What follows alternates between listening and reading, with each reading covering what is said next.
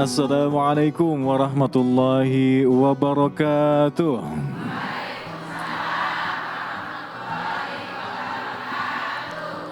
Alhamdulillahirabbil alamin wa bihi nasta'inu ala umurid dunya waddin wa ala alihi wa sahbihi wa barik wa sallim ajma'in la nabiyya ba'dah.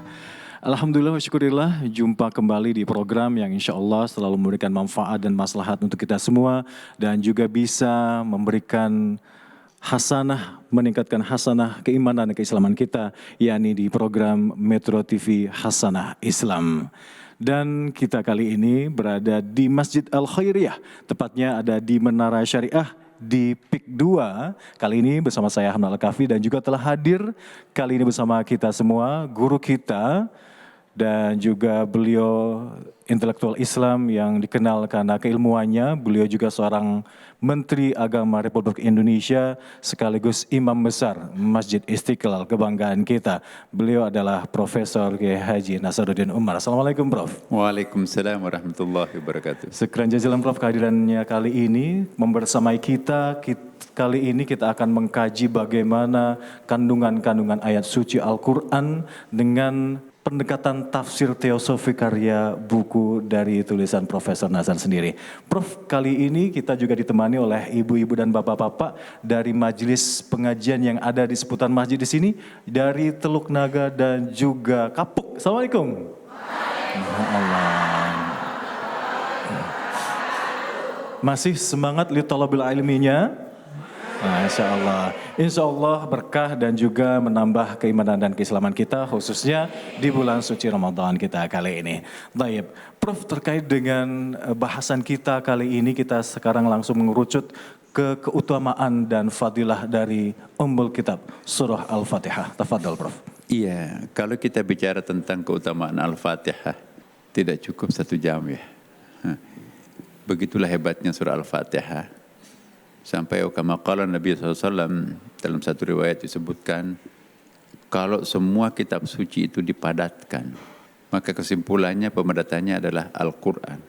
Jadi Taurat, Injil, Zabur, ya, maka pemadatannya itu adalah Quran itu sendiri. Dan kalau Quran 30 juz itu kita padatkan, kesimpulannya adalah surah Al-Fatihah. Makanya itu disebut dengan Ummul Kitab, induknya semua kitab-kitab suci yang pernah ada. Taurat, Injil, Zabur, Quran, induknya adalah Al-Fatihah. Maka itu disebut surah Al-Fatihah itu dengan Ummul Kitab. Dan itu juga kenapa disebut Afdhalus Surah fil Quran. Iya, disebut juga Ummul Quran, karena kalau Quran yang terdiri atas 6.666 ayat itu, kalau disimpulkan maka pemadatannya adalah terletak pada 7 ayat dalam surah Al-Fatihah itu. Makanya disebut Ummul Quran. Jadi Ummul Kitab karena induknya, kesimpulannya seluruh kitab suci. Disebut juga Ummul Quran karena spesifik kesimpulannya Quran adalah surah Al-Fatihah. Nanti ada berikutnya. Kalau surah Al-Fatihah itu dipadatkan, maka pemadatannya kesimpulannya terletak pada ayat pertamanya, yaitu Bismillahirrahmanirrahim. Kalau nanti dipadatkan lagi, ada lagi yang mengatakan dipadatkan, maka itu nanti akan terletak pada intinya 2 kata terakhir, yaitu Ar-Rahmanir-Rahim. Maha pengasih, maha penyayang. Itulah yang disebut juga dengan Ummul Asma, induknya semua nama-nama. Keutamaan yang kedua surah Al-Fatihah itu adalah membuka Al-Quran. Dari akar kata fatahah, membuka. Jadi Al-Fatihah itu pembuka. Jadi kalau kita akan membaca semua, misalnya kita membaca buku ya, kalau kita sudah membaca pendahuluan, maka separuh isi buku itu bisa kita fahami kalau buku itu baik ya. Pengantar pendahuluannya bagus. Nah jadi pengantar untuk memahami seluruh ayat suci Al-Quran itu adalah Al-Fatihah. Maka itu ditempatkan di bagian awal, walaupun tidak turun pada pertama kalinya kan. Ayat yang paling pertama Tuhan turunkan itu surah Al-Alaq. 5 ayat. Iqra' bismi rabbikal ladzi khalaq, khalaqal insana min 'alaq, iqra' wa rabbukal akramul ladzi 'allama bil qalam, 'allamal insana ma lam ya'lam. Pertanyaannya, kenapa bukan itu ditempatkan di awal? Dia kan yang pertama Tuhan turunkan. Jadi urutan turunnya ayat itu berdasarkan konteks. Ya.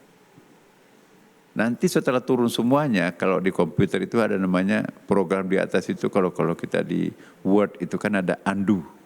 Klik undo. Setelah diacak, klik undo itu kembali seperti semula. Oh, Al-Fatihah, kemudian berikutnya adalah surah Al-Baqarah, oh berikutnya Ali Imran, oh berikutnya adalah surah An-Nisa, kemudian berikutnya Al-Maidah dan seterusnya. Terakhir adalah surah An-Nas. Jadi kitab yang ada di Lauh Mahfuz, aslinya Quran di sana itu persis seperti apa yang kita lihat sekarang ini. Ya. Inilah Quran yang ada di sana. Tapi proses turunnya selama 23 tahun diacak oleh Jibril sesuai dengan ketentuan-ketentuan yang kondisi-kondisi tertentu yang ada pada masa Nabi. Maka itu ketika Nabi di Mekah dipilih oleh Jibril, oh ini ayat yang paling pertama diperkenalkan dulu. Ayat-ayatnya tauhid dululah, pangkalan penderatannya dulu. Nanti setelah pangkalan penderatannya kokoh kuat, Nabi pindah ke Madinah, baru diturunkan syariah hukum-hukum itu. Jadi rukun Islam itu turunnya di Madinah, bukan di Mekah. Ya, jadi dalam arti hukum-hukum syariah al-ahwalus syakhsiyah itu pada umumnya turunnya di Madinah, bukan di Mekah. Nah, jadi setelah sempurna Quran turun, ya, maka diedit oleh Nabi persis seperti ini. Ini Mushaf Utsmani ini yang aslinya. Nah, Al-Fatihah ditempatkan di bagian pertama. Keutamaan lain surah Al-Fatihah, Bapak Ibu, itu adalah wajib dibaca pada setiap rakaat salat. La salata illa bi Fatihatil kitab, kata Rasulullah. Tidak ada salat tanpa membaca surah Al-Fatihah. Jadi kalau ada satu rakaat ibu tidak baca surah Al-Fatihah, batal salatnya. Karena rukun salat itu membaca Al-Fatihah pada setiap rakaat. Kecuali kalau kita misalnya makmum menurut Abu Hanifah, cukup yang membaca Al-Fatihah kalau pada saat besar suaranya itu, misalnya maghrib, isya, subuh, Jumat, salat Jumat. Kalau dibaca oleh imamnya keras, kita cukup mendengarkan secara aktif, menghayati. Tidak perlu membaca Al-Fatihah. Tapi menurut Imam Syafi'i, no, harus kita juga baca. Maka itu imam yang baik, imam yang memberikan tempat, waktu, ruang untuk makmum membaca surah Al-Fatihah. Imam mengatakan, ghairil maghdubi alaihim waladdallin, amin. Berhenti sejenak. Makmum beri kesempatan membaca surah Al-Fatihah lebih cepat. Baru kita baca surah-surah yang lain. Nah, makanya itu kalau ada masbuk, misalnya lari, ya, Allahu Akbar, orang sudah ruku, enggak sempat baca surah Al-Fatihah kan? Maka itu bangkit masbuk satu rakaat. Kenapa? Rakaatnya itu walaupun mendapati suara imam, mendapati imam detik-detik menjalan ruku, tapi kalau ibu bapak tidak sempat membaca surah Al-Fatihah, harus salatnya digantikan satu rakaat itu kan, di masbuk namanya. Kecuali kalau mengikuti mazhab Abu Hanifah, tapi itu pun juga tidak pas. Karena mazhab Abu Hanifah itu membenarkan makmum tidak baca surah Al-Fatihah kalau menghayati Al-Fatihahnya dari awal. Nah, bagaimana bisa menghayati dari awal kalau dia tidak dapat, ya kan terlambat. Maka itu tidak ada cara yang terbaik, ya ganti dengan satu rakaat. Itu menurut mazhab Syafi'i.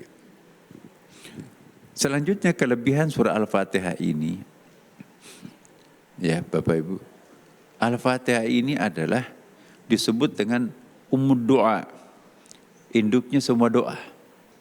Jadi sebetulnya doa yang paling kuat itu adalah di surah Al-Fatihah itu. Bukan Rabbana atina fid dunya hasanah wa fil akhirati hasanah. Wa qina adzabannar, itu doa sabu jagat itu kan. Tapi doa yang paling inti sesungguhnya surah Al-Fatihah itu. Maka itu salah satu nama surah Al-Fatihah itu adalah surah ummud doa, surah ad-doa. Kenapa? Ada doa yang paling inti di situ. Apa doanya dalam surah Al-Fatihah, Bu? Ada doanya enggak? Apa itu? Ihdinas siratal mustaqim, artinya tunjukilah kami jalan yang lurus. Itu doa paling inti itu. Maka itu disebut dengan ummud doa. Ya. Jadi kelebihan lain surah Al-Fatihah ini seringkali dibaca Rasulullah pada saat mengobati penyakit sahabatnya. Banyak riwayat itu kan. Ada orang sakit, dibacakan surah Al-Fatihah. Ya. Minum, sembuh. Ya. Jadi Al-Fatihah itu bagus sekali dipakai untuk mendoakan orang yang sakit. Ya. Maka itu surah Al-Fatihah juga disebut dengan surah Asy-Syifa, surah penyembuhan. Prof dan juga Anda pemirsa serta jamaah yang hadir di masjid kali ini, kita akan membahas lebih dalam terkait dengan apa saja fadilah dan keutamaan dari surah Al-Fatihah ini. Usai jeda berikut kami akan kembali untuk Anda. Tetap bersama kami di Hasanah Islam Metro TV.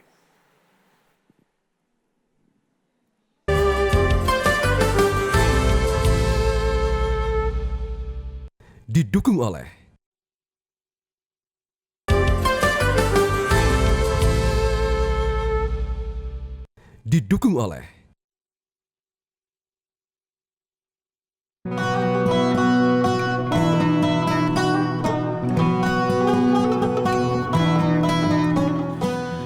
Baik, syukur jazilan Anda masih bersama kami di Hasanah Islam Metro TV. Masih bersama saya Hamdan Al-Kafi dan juga Prof. Nazaruddin Umar. Langsung dari Masjid Al-Khairiyah Menara Syirah di PIK 2. Dan kita masih membahas bagaimana keutamaan surah Al-Fatihah dan juga keutamaan fadilah-fadilahnya. Prof, kali ini saya ingin menggarisbawahi terkait dengan seandainya surah Al-Fatihah ini ditimbang bandingkan dengan keseluruhan surah-surah lainnya, maka Al-Fatihah ini timbangannya 7 kali lipat. Sementara ada 113 surah lainnya dan surah lainnya bukan arti tanpa keutamaan. Bagaimana Anda menjelaskan tentang hal ini? Ya. Itu memang ada riwayatnya. Begitu padatnya surah Al-Fatihah. Kalau ditimbang seluruh ayat dalam Al-Quran, ya, berapa ayat dalam Quran itu 6.666 ayat ya. Dikurangi 7 ayatnya surah Al-Fatihah. 7 ayatnya surah Al-Fatihah itu lebih berat timbangannya daripada 6.659 ayat. Bahkan ada lagi riwayat lain mengatakan bahwa kalau seluruh kitab suci yang pernah ada, seandainya ada kitab sucinya Nabi Adam sampai kepada kita selain Taurat, Injil, Zabur, Quran, maka timbangannya surah Al-Fatihah itu lebih berat daripada semuanya yang lain itu. Nah, inilah hebatnya surah Al-Fatihah. Maka itu tidak sah salat itu kalau tidak dibaca Al-Fatihah pada setiap salat ya.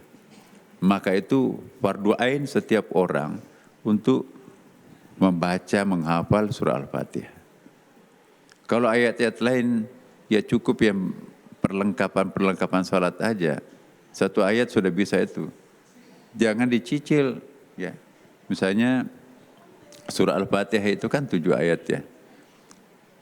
Bismillahirrahmanirrahim. Alhamdulillahirrahmanirrahim. Ar-Rahmanirrahim. Maliki yaumiddin. Baru Bismillahirrahmanirrahim. Kenapa enggak sempurna? Nanti rakaat keduanya kita sambung lagi. Enggak bisa. Pembacaan surah Al-Fatihah itu tidak boleh dipotong. Semuanya 7 ayat itu harus dibaca. Bahkan kalau kita melihat dalam kitab Imam Syafi'i ya, Bapak Ibu sekalian. Dan ada hadisnya. Ya. Jadi kalau ada orang yang tidak membaca basmalah dalam Al-Fatihah pada waktu salat, itu batal salatnya. Menurut Imam Syafi'i. Ya, kan ada orang mengingkari basmalah sebagai ayat pertamanya. Langsung alhamdulillahirabbil alamin. Pertama, itu kurang jumlah ayatnya surah Al-Fatihah. Menjadi hanya 6, padahal Quran mengatakan sab'ul matani minal Quran, 7 ayat dalam Al-Quran yaitu surah Al-Fatihah. Nah kalau dikurangi basmalah, jadi menurut Imam Syafi'i tidak sah salatnya orang yang tidak membaca Bismillahirrahmanirrahim ayat pertamanya paling intinya surah Al-Fatihah. Kalau ada orang yang tidak membaca, itu batal salatnya. Tapi kalau ada orang yang membaca dalam hati, seperti yang dilakukan oleh Imam Malik, itu ada riwayat yang mengatakan seperti itu. Boleh, maka itu di mazhab Malik itu begini. Bismillahirrahmanirrahim. Alhamdulillahirabbil alamin. Dibaca seperti itu, bisik-bisik. Karena Nabi juga ada riwayatnya mengatakan seperti itu. Tapi mazhab Syafi'i mayoritas itu baca basmalah. Justru intinya Al-Fatihah itu adalah ayat pertamanya. Masa mau mengingkari? Nah, enggak rugi kita baca basmalah. Ya, jadi mazhab yang berlaku di Madinah itu mazhab Malik, ya kan? Tapi mazhab berlaku di Mesir, di Indonesia, di Asia Tenggara ya, di beberapa mayoritas negara Islam yang lain, yaitu membaca keras Bismillahirrahmanirrahim. Jadi kita jangan saling menyalahkan, ada dalilnya kok. Nah, kita lihat apa intinya surah Al-Fatihah. Itu penuh dengan kasih sayang Tuhan kan, diawali dengan Bismillahirrahmanirrahim, dengan nama Allah yang Maha Pengasih, Maha Penyayang. Ya, Alhamdulillahirabbil alamin, segala puji bagi Allah, seluruh sekalian alam, Tuhan sekalian alam. Ar-Rahmanir-Rahim. Kok double? Bismillahirrahmanirrahim, Ar-Rahmanir-Rahim lagi kan? Apa redundant? Enggak. Jadi nanti kita akan bahas itu ya, bahwa Ar-Rahmanir-Rahim pada basmalah itu memberikan penjelasan bahwa Allah as a person, Allah sebagai lafzul jalalah Ar-Rahmanir-Rahim. Tapi Ar-Rahmanir-Rahim yang ayat ketiganya itu memberikan penjelasan tentang Rabbun. Apa perbedaan Allah dengan Rabbun? Kalau Allah itu lafzul jalalah, kalau Rabbun itu ya tugasnya pemelihara kan. Rabbun itu pengasuh, pemelihara, pendidik, penyayang, ya, pengayom. Itu namanya Rabbun. Jadi kalau misalnya saya sebagai pribadi maupun sebagai Menteri Agama, ya. Jadi itu. Jadi Bapak Ibu sekalian, inilah yang kita maksudkan sebagai Bismillahirrahmanirrahim. Ya, kapasitasnya Allah itu Maha Pengasih, Maha Penyayang. Allahnya as a person itu Ar-Rahmanir-Rahim. Kemudian Rabbun, ya, kapasitas lainnya Allah sebagai pemelihara, pengasuh juga sebagai Ar-Rahman-Rahim. Jadi kalau saya boleh berikan ilustrasi, ya, Nabi Muhammad SAW itu sebagai pribadi penuh kasih sayang. Tapi Nabi Muhammad sebagai kepala pemerintahan kota Madinah, sebagai presiden lah, itu tetap juga pengasih dan penyayang. Jadi baik dirinya pribadi maupun tugasnya, fungsinya sama-sama sebagai pengasih penyayang. Jadi yang pertama itu memberikan penegasan Allah sebagai Maha Pengasih, Maha Penyayang.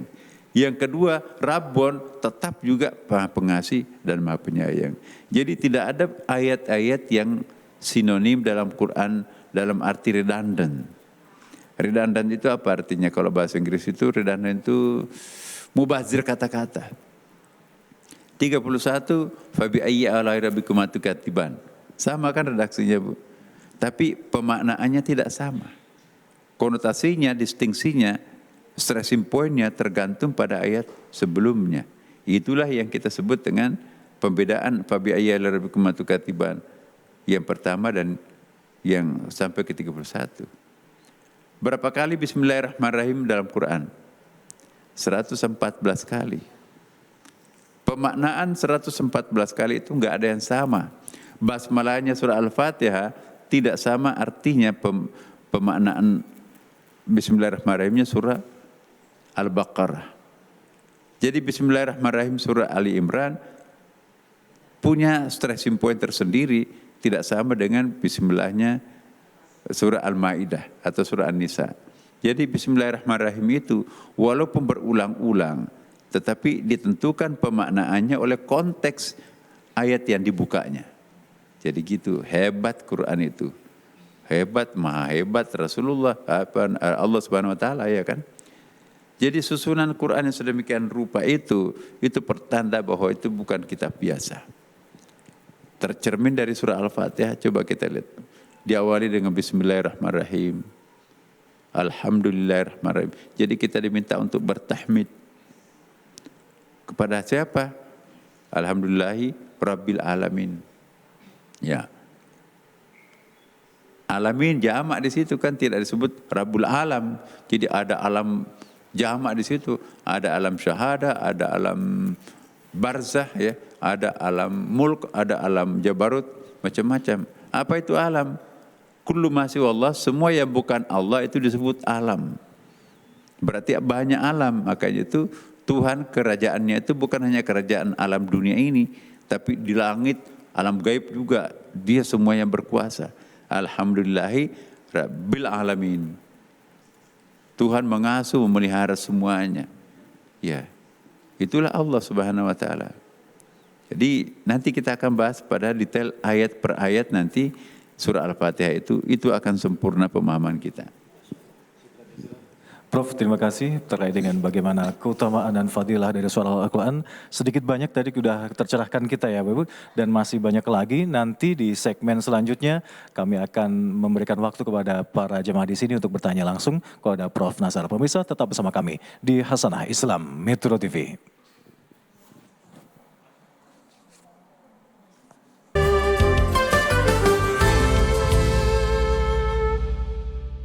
Didukung oleh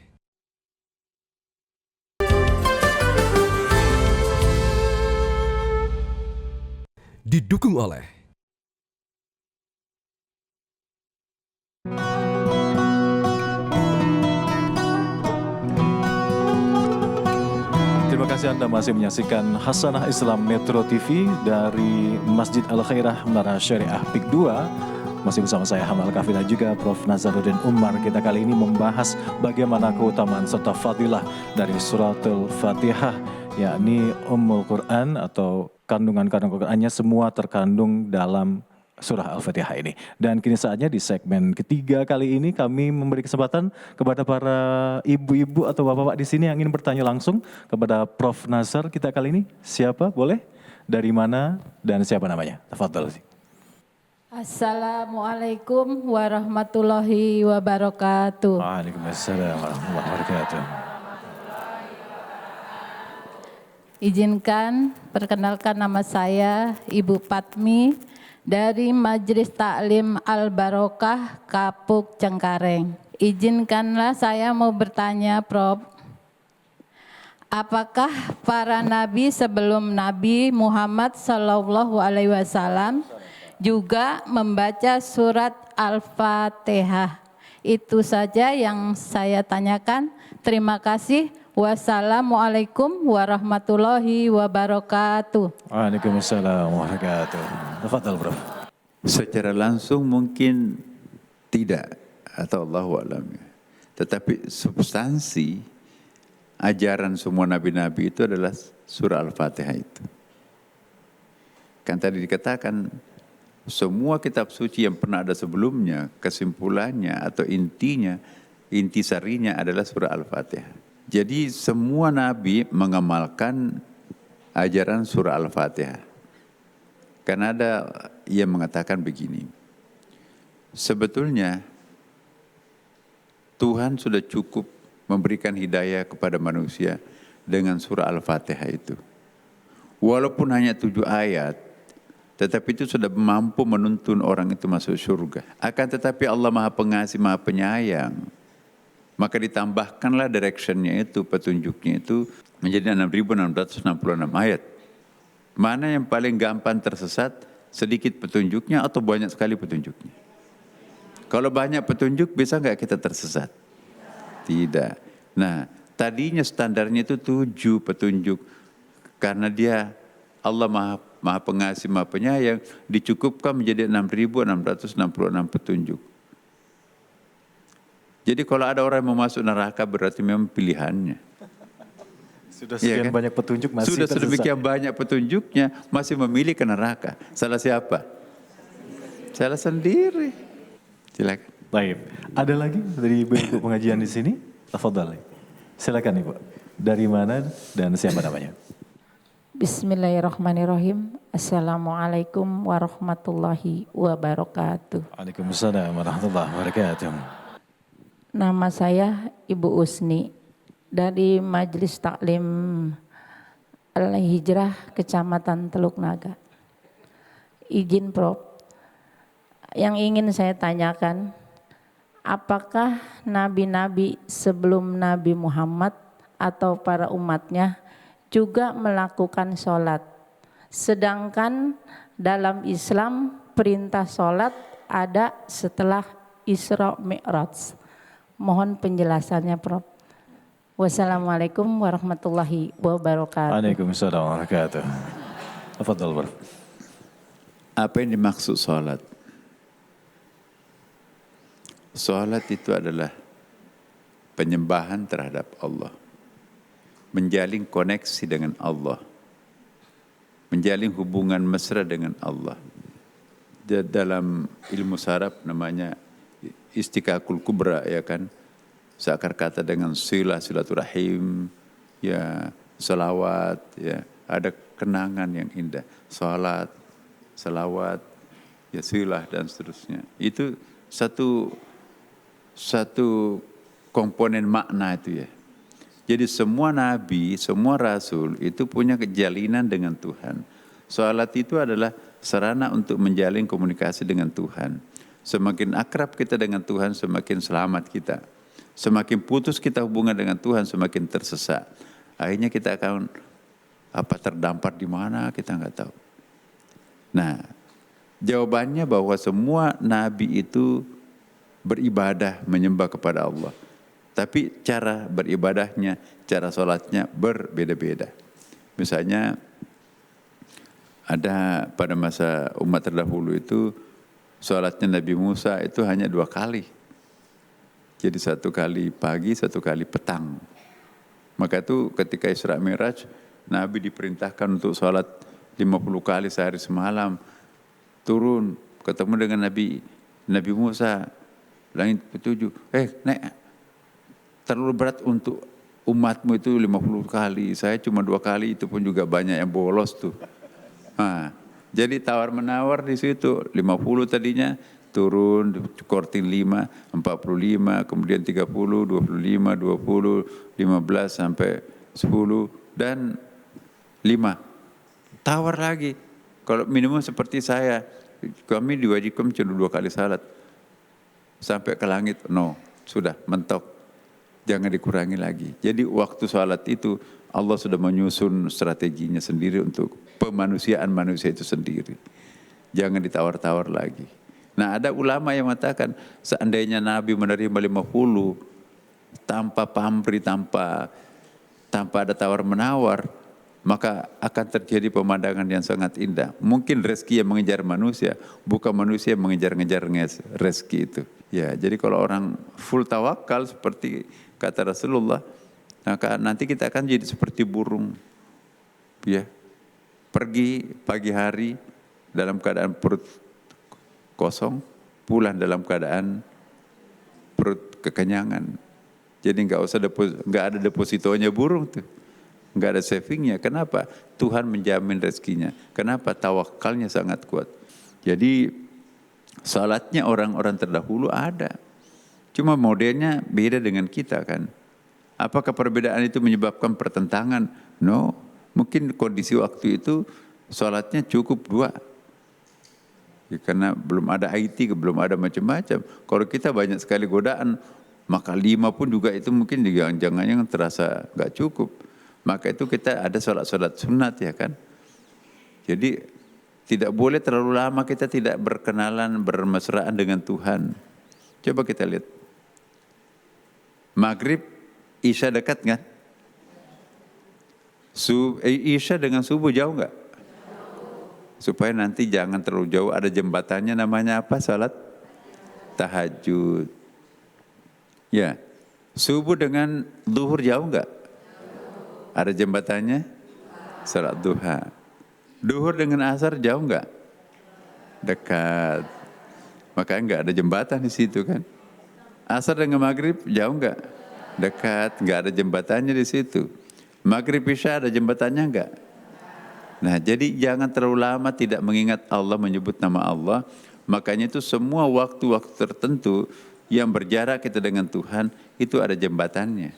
Syukran jazilan Prof. Nazar telah mengingatkan kita semua, saya pribadi dan juga ibu-ibu di sini serta pemirsa Pemirsa TV untuk selalu jangan terlalu lama terputus hubungan kita dengan Allah. Betul Bu?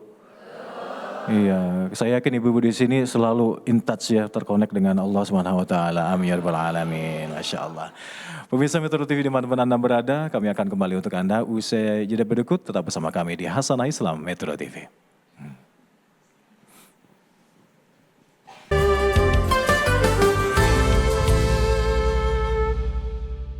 Didukung oleh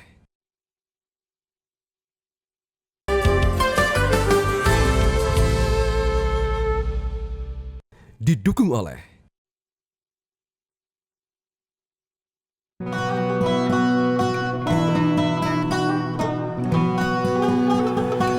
Terima kasih Anda masih bersama kami di Hasanah Islam Metro TV. Masih bersama saya Hamdan Al-Kafi dan juga Al-Ustadz Abu Karam, Profesor Kiai Haji Nasaruddin Umar. Prof, yang tadi belum sempat kita bahas lebih lanjut, tapi sempat disentil sedikit oleh Prof, adalah terkait dengan inti sari dari surah Fatihah itu sendiri adalah basmalah tadi. Nah, dalam setiap kegiatan seorang muslim kita dianjurkan untuk memulainya membaca basmalah. Apa rahasia di balik perintah ini, anjuran ini, Prof? Bismillahirrahmanirrahim ini adalah sahabatnya para nabi. Ya. Kita lihat di dalam Al-Quran, bahkan ada riwayat yang paling pertama diucapkan Nabi Adam itu Bismillahirrahmanirrahim juga. Ya. Ketika dalam keadaan kesulitan baca basmalah. Tantangan Nabi Sulaiman pada waktu itu adalah Ratu Balqis. Dia nulis surat. Ya. Innahu min Sulaiman, innahu bismillahirrahmanirrahim. Dari Nabi Sulaiman, ya, sesungguhnya surat ini berasal dari Nabi Sulaiman. Pembuka suratnya itu bismillahirrahmanirrahim. Wah, tunduklah Ratu Balqis itu. Kemudian juga Nabi Nuh, ketika ada banjir Nuh, ya kan, dia menggerakkan perahunya itu juga dengan basmalah. Ya, bismillahirrahmanirrahim, bismillahirrahmanirrahim wa mursaha. Bahkan ada riwayat ya dari Nabi yang dibaca Nabi Isa ketika menghidupkan orang mati, Bismillahirrahmanirrahim. Yang dibaca Nabi Ibrahim ketika dilontarkan ke lautan api oleh Raja Namrud, Bismillahirrahmanirrahim. Qul ya narukuni bardan wa salamun ala Ibrahim. Ya. Kemudian Nabi mengatakan apapun yang kalian akan kerjakan, jangan mengerjakan sebelum membaca Bismillahirrahmanirrahim. Kita berharap banyak bahwa dengan memahami hakikat dan makna surah Al-Fatihah ini, menjadi kita bersahabat dengan surah Al-Fatihah. Apapun kesulitan hidup yang kita alami, berdoa, tutup dengan surah Al-Fatihah. Ya kan? Jadi setiap kali habis berdoa kan Ibu, Al-Fatihah. Jangan baca Al-Fatihah juga. Baca ayat pertamanya sampai terakhirnya. Ya, nanti cara pembacaannya juga nanti itu ada. Cara membaca ayat-ayat dalam surah Al-Fatihah ini sangat penting ini. Ada hadis nabinya juga ini riwayat Abi Daud. Kalau kita membaca Al-Fatihah di dalam salat Ibu, itu jangan nyambung-nyambung. Kayak sebagian orang kalau mimpin salat tarawih itu kan, Bismillahirrahmanirrahim. Alhamdulillahirabbil alamin arrahmanirrahim maliki yaumiddin iyyaka na'budu wa iyyaka nasta'in ihdinas siratal mustaqim siratal ladzina an'amta 'alaihim ghairil maghdubi 'alaihim waladdallin. Itu enggak tepat. Kalau di luar salat boleh. Tapi kalau dalam salat jangan sampai nanti nyambung satu ayat dengan ayat yang lain tanpa bernapas. Karena ada hadis Nabi, ketika kita membaca Bismillahirrahmanirrahim, maka Allah menyapa kita, oh hambaku sedang mendekati diriku. Alhamdulillahirabbil alamin. Oh hambaku sedang memuji diriku. Ar-Rahmanirrahim. Oh iya, hambaku sedang menyayangi diriku. Malik yaumiddin. Allah pun juga menyapa kita lagi di situ. Apa yang kamu minta? Iyyaka na'budu wa iyyaka nasta'in. Apa yang kamu minta, aku akan berikan kepadamu. Dan seterusnya. Nah kalau kita tidak berhenti di situ, nyambung-nyambung, berarti tidak ada waktu di situ untuk menyapa kita dengan Tuhan. Maka itu imam yang cerdas, imam yang baik, ya, setiap kali memimpin sholat membaca surah Al-Fatihah harus berhenti pada setiap pemberhentian surah Al-Fatihah. Bismillahirrahmanirrahim. Berhenti. Alhamdulillahirabbil alamin. Berhenti. Ar-Rahmanir-Rahim. Berhenti. Malik yaumiddin. Berhenti. Iyyaka na'budu wa iyyaka nasta'in. Berhenti. Ihdinas siratal mustaqim. Berhenti. Siratal ladzina an'amta 'alaihim ghairil maghdubi 'alaihim waladdallin. Amin. Berhenti. Nah, ujungnya nanti itu Allah akan mengatakan, aku akan berikan semuanya kepadamu. Ya, jadi kan di awalnya tadi Allah, oh hambaku memuji diriku, salat di dalam salat, separuh untukmu, separuh untukku. Tapi nanti pada waktu kita membaca waladhdallin, yang merupakan bagianku, yang merupakan bagianku tadi separuh-separuh itu kan, separuh untuknya, separuh untuk aku, bagianku untuk kalian. Dikembalikan Allah kepada kita semuanya. Maka itulah rahasianya membaca surah Al-Fatihah harus berhenti pada setiap pemberhentiannya waktu salat. Di luar salat, kalau kita tadarusan boleh nyambung. Sekian jazilan, Prof telah mengingatkan kita di sini, siapa yang baca Fatihah nyambung terus. Jadi ingat ya, kasih kesempatan Allah untuk kembali menyapa kita. Prof, terkait dengan surah Fatihah ini, bila kita amati lebih jauh, ini mencakup beragam aspek kehidupan kita. Nah, bagaimana Prof melihat relevansi dan keutamaan dari Fatihah ini, khususnya untuk di kehidupan modern ini yang penuh tantangan di kehidupan global ini? Tafadhol, Prof. Iya, komposisi surah Al-Fatihah itu komposisi perjalanan anak manusia itu sendiri. Jadi menceritakan masa lampau, menceritakan sekarang, menceritakan di kehidupan sesudah mati, ya, sampai menceritakan pada saat endingnya kita nanti itu berjumpa dengan Tuhan. Coba kita lihat, Bismillahirrahmanirrahim. Itu directionnya itu, apapun yang kita akan kerjakan itu baca basmalah. Jadi basmalah itu harus menjadi apapun yang kita akan lakukan, perbuat, Bismillahirrahmanirrahim. Alhamdulillahirabbil alamin. Ya. Segala puji bagi Allah. Nah, kalau kita bawa lagi ke agama Hindu misalnya, itu paralel dengan Tuhan mereka itu Vishnu. Vishnu itu kan pemelihara kan.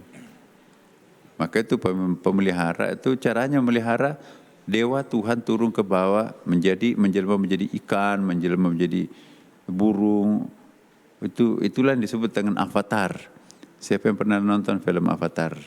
Itu film Hindu, artinya ketika Tuhan memberikan pertolongannya itu, Tuhan menjelma menjadi apa saja, misalnya menjadi burung, menjadi binatang, maka itu ada ular jadi-jadian, kucing jadi-jadian. Ya, itu kepercayaan seperti itu. Tuhan menjelma menjadi ikan misalnya untuk menyelamatkan Raja Manu yang ada di India Selatan itu, ya, ada kisahnya itu. Jadi Raja Manu itu melihat, ketika dicuci tangan ada ikan hias. Ada ikan kok mendekat, ikan hias. Dipelihara di toples, kemudian membesar toplesnya, dipindahkan ke empang kecil depan rumahnya itu, lebih besar lagi, pindah lagi ke danau. Danaunya gede, dibobol sampai ke laut. Nah, ternyata setelah Raja Manu itu ke tengah laut diserang ombak dahsyat, nah, ikan yang pernah dipeliharanya itu menyelamatkan dia. Nah, itulah yang disebut dengan avatar. Dewa menjelma menjadi ikan, itu bukan ikan biasa, ikan sang penyelamat. Ya. Jadi Tuhan turun menjelma menjadi Yesus menyelamatkan manusia. Itu kepercayaannya agama Kristen. Dalam agama Islam, kita tidak mengundang turun ke bawah Tuhan, tapi kita diminta naik ke atas kalau ingin selamat. Alhamdulillahirabbil alamin, mengutus kita naik ke atas. Semakin kita dekat dengan Tuhan di atas, semakin selamat. Jadi bukan Tuhan turun ke bawah, ya, tapi kita yang naik ke atas. Inilah khususnya Islam ini. Ya, kemudian juga Al-Fatihah itu ada Malik Yaumiddin yang menguasai hari pembalasan. Yaumiddin itu hari the day after. Jadi hari akan datang. Sesudah dunia ini habis, ada kehidupan lagi kan. Malik Yaumiddin. Ya, maka itu kita diminta iyyaka na'budu wa iyyaka nasta'in, nembus langit situ. Ya. Ta'abbud itu menaik ke atas, kemudian isti'anat Tuhan turun ke bawah. Jadi kalau manusia naik ke atas, Tuhan turun ke bawah, berjumpa di situ simetris. Jadi makanya itu ta'abbud dulu baru ada isti'anah. Iyyaka na'budu dulu baru iyyaka nasta'in. Jangan dibalik, iyyaka nasta'in wa iyyaka na'budu. Tidak ada isti'anah pertolongan Tuhan tanpa ta'abbud. Ta'abbud dulu naik ke atas baru Tuhan itu turun ke bawah dan seterusnya. Ghairil maghdubi alaihim waladdallin. Apa itu artinya? Al-maghdub yang dibenci, ya, dan ad-dallin yang sesat. Ya, jalannya orang yang maghdub itu apa ya, ilustrasi saya itu fluktuatif tuh. Kalau diuji kemewahan, mabuk dia di atas tuh. Ya kan? Tapi begitu diuji musibah penderitaan, menjerit dia di bawah. Jadi hidupnya menjerit, mabuk. Seperti tali turun naik. Tali penyelamatannya tidak bisa sampai ke seberang sungai. Kenapa? Talinya dipakai turun naik. Akhirnya kalau orang Shiratal Mustaqim, talinya sampai ke pohon sebelah, itu penyelamat ya kan. Ad-dallin itu zigzag. Begitu kata si aku kan dari dulu pilih Anda. Begitu dia sekebe, sejak nenek moyang saya juga Anda memilih sama Anda itu. Jadi bulong, kanan kiri, talinya kanan kiri, enggak sampai ke ujung juga kan. Itu waladhdallin. Nah, Shiratal Mustaqim lurus talinya, selamat dia. Maka itu kita harus pelihara tali ini. Wa'tasimu bihablillahi jami'a. Berpegang teguhlah kepada tali yang lurus ke depan. Jangan ditimpa musibah menjerit ke bawah. Ya, jangan diuji kemewahan, mabuk dia di atas, jadi turunnya fluktuatif itu kan. Apalagi dengan kanan kiri, sudah kanan kiri fluktuatif lagi, nggak nyampe tali penyelamatannya ke seberang sungai. Jelas kan? Sekian jalan Prof. Nasr telah mengingatkan kita semua di sini, telah menambahkan ilmu kita di sini, insya Allah meningkatkan kualitas ibadah kita, betul Ibu-Ibu, khususon fisyami Ramadan, khususnya di bulan suci Ramadan kita kali ini. Semoga bermanfaat untuk kita semua. Alhamdulillah, saya mohon maaf, mewakili rekan-rekan yang bertugas, saya Hamdal Kafi dari Masjid Al-Khairah, Menara Syariah PIK 2 undur diri. Terima kasih atas perhatian Anda. Wassalamualaikum warahmatullahi wabarakatuh.